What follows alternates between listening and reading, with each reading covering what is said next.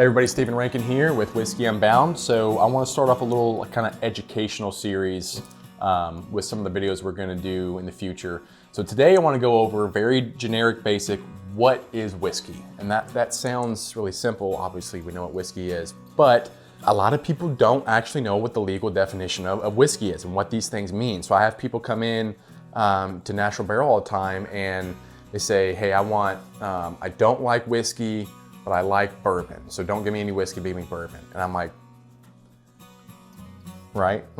It's because there's so much information, there's so many words and so many videos and so many bottles and so many things thrown around all the time that we don't understand kind of the basics and the nuances of what all these words mean actually legally, like the legal definitions of what all this stuff means, okay? So let's go over some vocabulary. Whiskey is the broad category. So whiskey is just a spirit distilled by grain, okay? That could be any grain, wheat or corn or rye or buckwheat or quinoa or X oat, X grain, throw out your grain, right? That's what whiskey is. There are some vodkas that could be listed as whiskeys when they come off the still, because there's some vodkas that are distilled with wheat, right?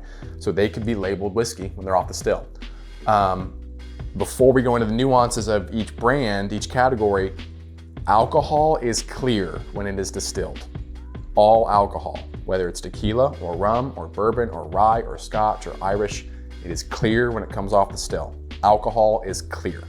The color comes from either the barrel or artificial colorings, okay?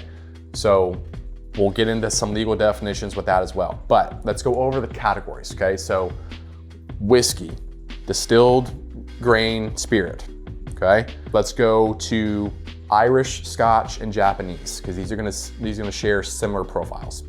Scotch and Japanese. Scotch has to be distilled in Scotland, all right?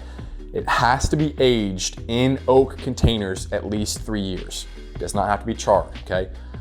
So we'll get into the legal definitions of bourbon being aged, but bourbon does not have to be aged for any amount of time particularly, right? It could actually just set in something or run down some charred wood and be called bourbon, right?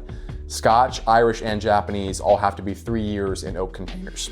Now, there are no legal definitions on what they can add or not, okay? Not saying they all do, but you can put additives in Scotch and Irish and Japanese. Colorings, flavorings, things of that nature. Typically, Irish and Scotch are going to be almost 100% malted or unmalted barley, okay?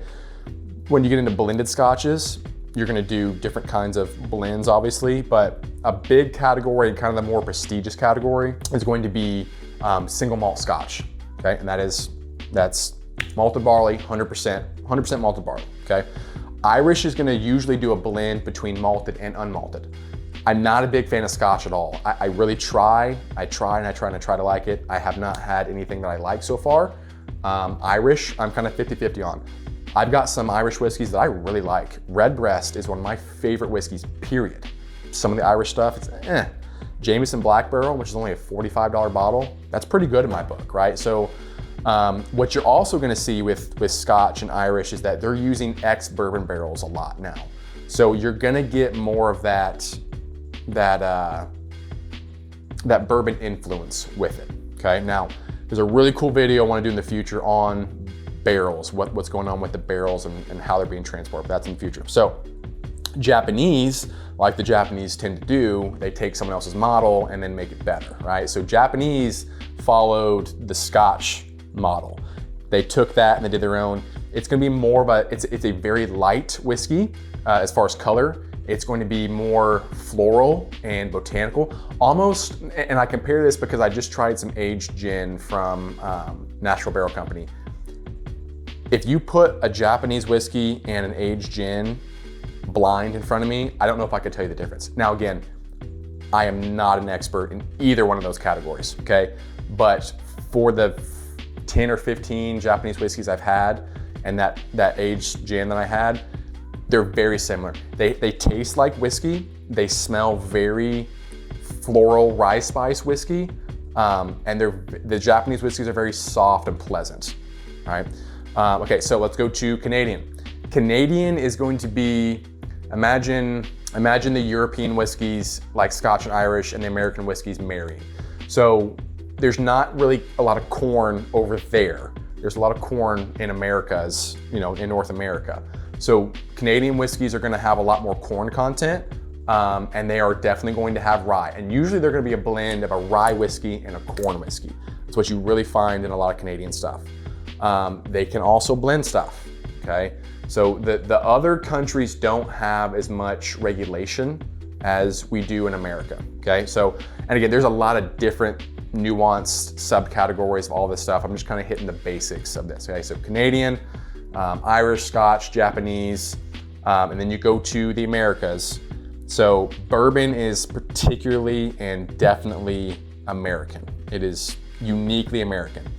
Rye and wheat can be made anywhere, but if they're going to be an American whiskey, they have to follow certain parameters, okay? So let's go over this. Bourbon does not have to be made in Kentucky. It has to be American, okay? I cannot, even if I use the same mash bill, I cannot make bourbon in Mexico. I cannot make bourbon in Germany, okay? But I can make it anywhere in America. Bourbon has to be at least 51% corn. Bourbon has to be aged in new charred oak. Now again, I do not have to put it in a barrel. I could take it off the still, run it down charred oak, put it into a bottle, and I could call that bourbon.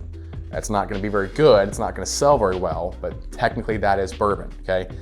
Then we get into other legal definitions. So when you see a bottle that says straight bourbon whiskey, what does the word straight mean? A lot of people think that just means 100% or a certain flavor profile. Straight, the word straight legally means 2 years, at least 2 years old, okay? So if I have a straight bourbon or a straight rye or a straight wheat. So what I struggled with early on, I saw the word straight rye or straight wheat and I was like, oh, that means it's 100% rye or 100% wheat. 51%. A straight rye whiskey, 51% rye.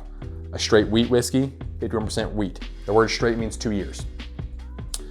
If it does not have an age statement, then and it doesn't say straight. So it doesn't say straight and it's not specifically aged 6, 7, 8, 9, 10 years old, then it's at least 4 years old, okay? Now, if it doesn't say either one of those, they're gonna brag about it, right? So if it's older than 4 years, they're gonna brag about it. So they're gonna put 5, 6, 7 years on it, okay? So look for that, okay? Even more specifically, bourbon has to be 160 proof or less off the still. So when you're distilling it, it has to be 160 proof or less. If you're doing it right, you're gonna do it much lower than that because high proof distilling is gonna strip the flavor. That's kind of getting into the vodka thing, right? So vodka, you wanna be a neutral spirit, right? So you're gonna try to take all the flavor out of it. Bourbon, you wanna keep that mash bill that you worked so hard attaining, right? The rye and the wheat and the corn and the barley, right? You wanna keep that flavor. It has to be 125 or lower going into the barrel. This is very important. So it used to be lower than that. It used to be 110. The people that are doing it really well are going to do low barrel entry proof. Here's why. When I put alcohol into a barrel, alcohol is going to pull out tannins and oak and char and leather, right? Water will pull out the sugars. So if I put really, really high alcohol content into the barrel, I'm going to get more of the tannins. And then obviously I gotta water it down when it comes out. So now I'm just diluting my product, right? But if I put water into the barrel first, then I get all those oaks and caramels and sugars. I don't have to dilute it with a bunch of water when it comes out, okay? So when you go to people's websites, the distilleries' websites, look at the people that are putting in at a low barrel entry proof, 100, 105, 110, even 115, right? Because what's gonna happen is the people that wanna make a lot more product are just gonna dilute it afterwards because they're just trying to make more money, right? Not necessarily a bad thing, but low barrel entry proofs are always much, much better, okay? All right, so 125 into the barrel, and then bourbon cannot be bottled in anything less than 80%, 80 proof, okay? So 40% alcohol.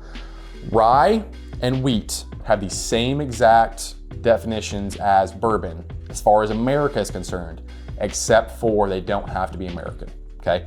Have to be 51% of that grain, new charred oak, 160 off the still, 125 into the barrel, 80 proof into the bottle, okay? All those same things, except for they don't have to be made in America. Tennessee whiskey, okay, let's go over that really quick. Same thing as bourbon, one extra step. It's gonna be filtered through maple charcoal, okay? So if you've ever been to Jack Daniel's, they will take you through this experience. Jack Daniel's specifically does a 10-foot vat of crushed maple charcoal that they make themselves. It's called the Lincoln County process or the mellowing process. It's going to filter out tannins and fatty acids. I really, really dislike it when it's a young Tennessee whiskey. I think it strips the flavor and has a weird nose. When they get older, they become beautiful, okay? So the term smooth Tennessee whiskey comes from the charcoal filtration, okay? So if you have any extra questions about this, please drop them in the comments. I want you to make sure you understand what you're saying and what each vocabulary term means legally, right?